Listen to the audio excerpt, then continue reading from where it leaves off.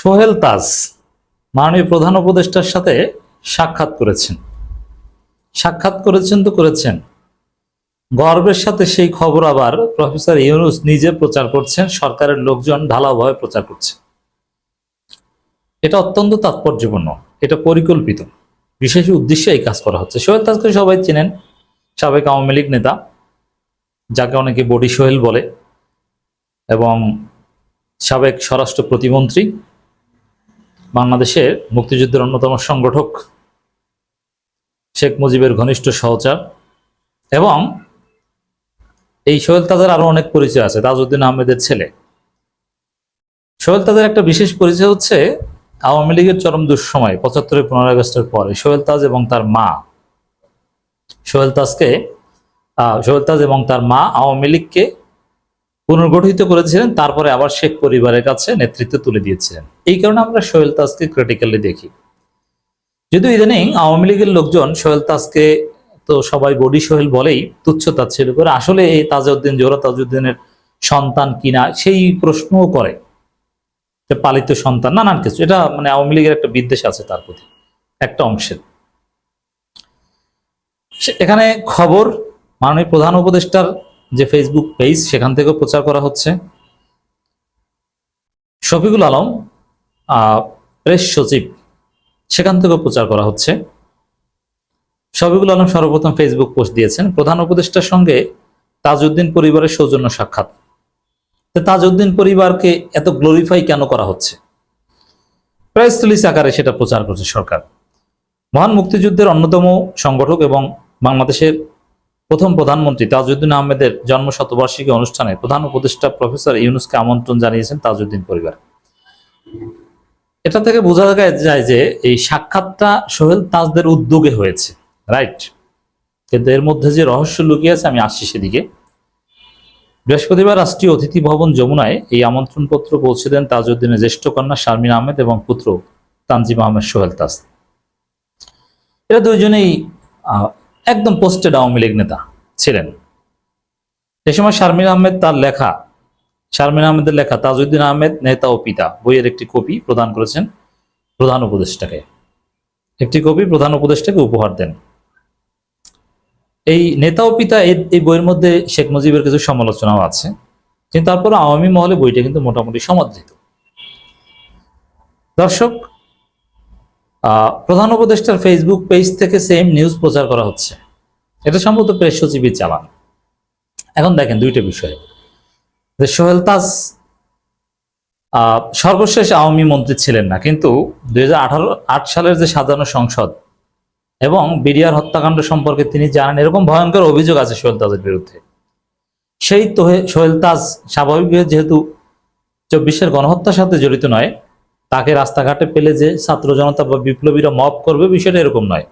তো সেই সোহেল তাজের আগেও আমরা দেখেছি, যিনি পদযাত্রা করেছেন, প্রধান উপদেষ্টার কার্যালয়ের সামনে অবস্থান নিয়েছেন, প্রধান উপদেষ্টা তাকে ফোন করে আশ্বস্ত করেছেন, এরকম কিছু বিষয় আমরা দেখেছি। আর সোহেল তাজের মতো লোক যেহেতু সাবেক মন্ত্রী বা মুক্তিযুদ্ধের অন্যতম সংগঠকের ছেলে, সেই কারণে সোহেল তাজ যদি প্রধান উপদেষ্টার সাথে সাক্ষাৎ করতে যান, তাহলে তাকে অ্যাক্সেস দেয়া যেতে পারে, পরিস্থিতির শিকার হয়ে অনিচ্ছা সত্ত্বেও অ্যাক্সেস দিতে পারে। কিন্তু সেরকম হলে সোহেল তাজ ফেসবুকে প্রচার, আমি যখন রেকর্ড করছি তখন পর্যন্ত করেনি। সোহেল তাজরা প্রচার করার আগে শফিকুল আলম প্রধান উপদেষ্টা নিজে প্রচার করছেন। এর মানে কি বোঝা গেল? যে এক মহান লোকের সাথে বৈঠক করে ইউনূস এবং এই সরকার গর্বিত যে সোহেল তাজ আমাদের কাছে এসেছে, আমরা গর্বিত। বিষয়টা এইভাবেই প্রেজেন্ট করেছে। সোশ্যাল মিডিয়া অলরেডি সমালোচনা শুরু হয়েছে যে এরা আওয়ামী পরিবারের মুজিববাদী এবং তাদের অনেক ব্যাড রেকর্ডও আছে, যদিও তুলনামূলকভাবে আওয়ামী লীগের মধ্যে তারা ভালো। এখন দুইটা বিষয়, একটা হচ্ছে যে সরকার এটাকে গ্লোরিয়াসলি প্রচার করছে আনন্দের সাথে, রহস্যজনক। আর একটা হচ্ছে সোহেল তাজ ইদানিং এনসিপির পক্ষে বলছেন। আরেকটা বিষয় হচ্ছে যে এনসিপির কনসেন্ট ছাড়া সোহেল তাজ কিংবা সোহেল তাজের সাথে প্রধান উপদেষ্টা বৈঠক করবেন, এটা হতে পারতো না। এনসিপির কনসেন্ট ছাড়া বিএনপির কথায় অনেক কিছুই করে সরকার, কিন্তু এই আওয়ামী লীগের একজন সাবেক প্রতিমন্ত্রীর সাথে বৈঠক করবে সরকার, তাহলে এনসিপির লোকজন তো তার বিরুদ্ধে মব করার কথা। এই ভয় সরকারের আছে যে এনসিপির লোকজন কিনা রাস্তাঘাটে ওকে ধোলাই দেয়, কিন্তু না, এনসিপির কনসেন্ট আছে এখানে। তাহলে কেন এই বৈঠক অনুষ্ঠিত হয়েছে? আমি মনে করি যে এনসিপি এবং ডক্টর ইউনূসের সোহেল তাজকে নিয়ে বিরাট পরিকল্পনা আছে। সেই পরিকল্পনা হচ্ছে যে বাংলাদেশে এখন পর্যন্ত মুক্তিযুদ্ধের আওয়ামী বয়ান বা মুজিববাদী বয়ান এস্টাবলিশড। এখন মুক্তিযুদ্ধকে তো আর বাদ দেওয়া যাবে না। মুক্তিযুদ্ধে বাংলাদেশের একটা বাস্তবতা, আমরা ভূখণ্ড পেয়েছি। প্রকৃত স্বাধীনতা ৭১ সালে না পেলেও আমরা ভূখণ্ড তো পেয়েছি। সেই ভূখণ্ড পাওয়াটা সবচাইতে বড়। তারপরে আমরা রাজনৈতিক স্বাধীনতা ২০২৪ পেয়েছি, দ্বিতীয় মুক্তিযুদ্ধ। এখন ১৯৭১-কে বাদ দেওয়া যাবে না বাংলাদেশ থেকে। আবার ৭১ পুরোপুরি মুজিববাদী, এই জায়গাটায় মুজিবকে বা আওয়ামী ন্যারেটিভ বাদ দিয়ে মুক্তিযুদ্ধের আরেকটা প্রকৃত ইতিহাস বা বয়ান সামনে আনতে তাজউদ্দিন আহমেদকে লাগবে, সোহেল তাজদের লাগবে। নইলে কিছুতেই আপনি মুক্তিযুদ্ধের মুজিববাদী বয়ানের বাইরে গিয়ে কোনো বয়ান তৈরি করতে পারবেন না। বিএনপির মাধ্যমে কোনো বয়ান তৈরি করবেন না। বিএনপি তো মুক্তিযুদ্ধের সময় ছিলই না। বিএনপি রাজাকারদের মাধ্যমে প্রতিষ্ঠিত হয়েছিল। অল্প ২-১ জন মুক্তিযোদ্ধা ছিল, জিয়াউর রহমান সহ। মূল পয়েন্টে বিএনপিতে ছিল রাজাকার। বিএনপি একটা রাজাকার পার্টি ছিল, প্রধানমন্ত্রী প্রেসিডেন্ট হতো রাজাকাররা। অর্থাৎ বিএনপির পক্ষে মুক্তিযুদ্ধ ব্যবসা করা বা ৭১ নিয়ে কোনো ন্যারেটিভ নির্মাণ করা বা মুজিববাদের অল্টারনেটিভ কোনো বয়ান হাজির করা এটা সম্ভব নয়। অর্থাৎ মুজিববাদকে বাদ দিয়ে যদি বা মুজিববাদকে অতিরঞ্জিত যে করা হয়েছে এটার কাউন্টার প্রকৃত ইতিহাস যদি রচনা করতে হয় বা ন্যারেটিভ যদি রাষ্ট্রে প্রতিষ্ঠিত করতে হয়, আপনাকে মাস্ট এই তাজউদ্দিন পরিবার বা তাজউদ্দিনদের লাগবে। মুজিবের বিকল্প হিসেবে তাজউদ্দিন, নজরুল ইসলাম এদেরকে দাঁড় করাতেই হবে। সরকার মনে হয় এটা চাচ্ছে, এটা পজিটিভ, এটা খারাপ না। সোহেল তাজের সাথে দেখা করে এত গর্বিত কেন? গর্বিত মূলত এ কারণে যে সরকার মুজিববাদ বা মুজিবকে যে গড বানানো হয়েছে মুক্তিযুদ্ধের, এটার বিপরীতে একটা সঠিক ইতিহাস রচনা করতে চায়। সোহেল তাজ হয়তো বা রাজি হয়েছে যে না, সোহেল তাজ আওয়ামী লীগের সাথে একদম নাই, শেখ মুজিবের পরিবর্তে হিরো হবে তাজউদ্দিন।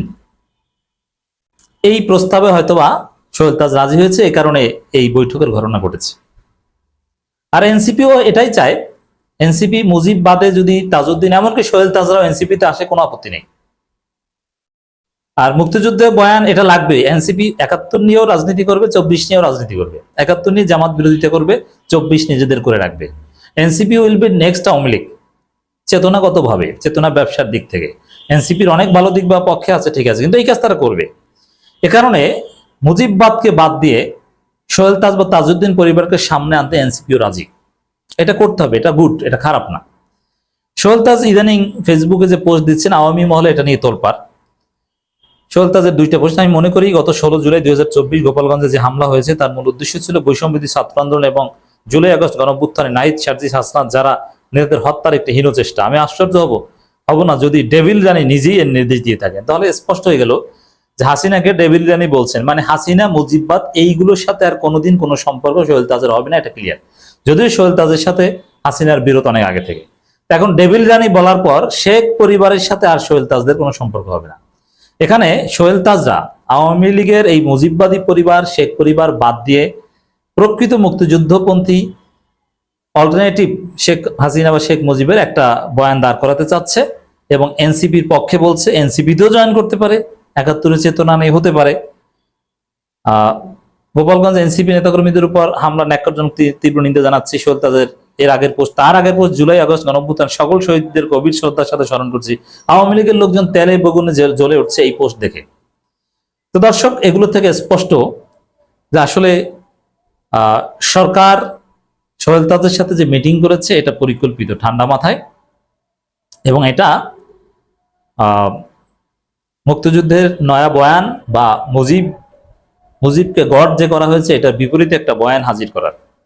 এবং এনসিপিও ঠান্ডা মাথায় এটা মেনে নিচ্ছে। এই জন্য দেখবেন যে এনসিপি ২-১ জনে ব্যক্তিগতভাবে প্রধান উপদেষ্টা সোহেল তাজের এই বৈঠকের বিরুদ্ধে ফেসবুক পোস্ট বা প্রতিক্রিয়া জানালো, ওভারঅল তারা সিরিয়াস হবে না। এটা যদি এনসিপির কনসার্নের বাইরে হতো তাহলে বললাম না যে সোহেল তাজের উপর মপ করতো, ও কোন জায়গা জিম করে আর কোন জায়গা জিম করে এটা ধরে আনতো। আর সোহেল তাজ এই প্রস্তাবে কেন রাজি হয়েছেন যে মুজিব বিরোধী, এর আগে জোহরা তাজউদ্দিন আওয়ামী লীগকে প্রতিষ্ঠা করে শেখ পরিবারের প্রতি আনুগত্য দেখিয়েছিলেন, সেই সোহেল তাজ এখন কেন ডেভিল রানী বলছেন হাসিনাকে? এর কারণ সোহেল তাজের সাথে এমনিতেই বিরোধ আছে, এক। দ্বিতীয় হচ্ছে যে যদি সুযোগ পায় যে মুজিব ফ্যামিলির চাইতেও গ্লোরিয়াস কিছু হবে তাজ পরিবার, শেখ হাসিনার চাইতেও বড় কিছু অ্যাটলিস্ট 71 বিবেচনায় ক্ষমতায় না যেতে পারে, অ্যাটলিস্ট 71 কেন্দ্রিক হিরো এই তাজ পরিবার হবে শেখ পরিবারের বিপরীতে, এই সুযোগ কেন নিবে না? এই সুযোগ নিয়েছে, উভয়ের স্বার্থ মিলে গিয়েছে বলে এই ঘটনা ঘটেছে। তো বিষয়টা ওভারঅল এরকম নেগেটিভ না।